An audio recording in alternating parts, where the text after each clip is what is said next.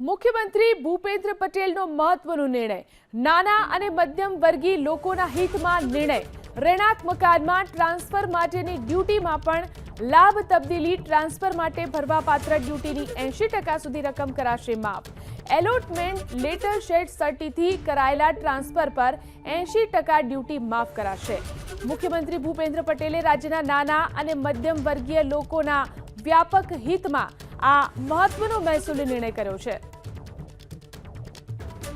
તો મહત્વનો નિર્ણય જે કરવામાં આવ્યો છે મુખ્યમંત્રી ભૂપેન્દ્ર પટેલનો આ મહત્વનો નિર્ણય, નાના અને મધ્યમ વર્ગીય લોકોના હિતમાં આ નિર્ણય કરાયો.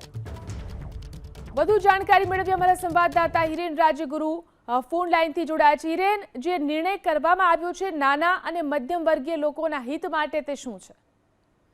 ગુજરાત સ્ટેમ્પ અધિનિયમ 1958 ની કલમ 9 ની ક કલમની અંદર આ છે જે સુધારાના કારણે નાના અને મધ્યમ વર્ગ કે જેને આવાસ ટ્રાન્સફર કરવાની હોય, એટલે કે જે મકાન તેમને ટ્રાન્સફર કરવાના હોય તે રીતે આ મકાન ટ્રાન્સફર થતા હોય છે. એક અલોટમેન્ટ લેટર થી ટ્રાન્સફર થતા હોય છે અને એક શેર સર્ટિફિકેટ થી ટ્રાન્સફર થતા હોય છે.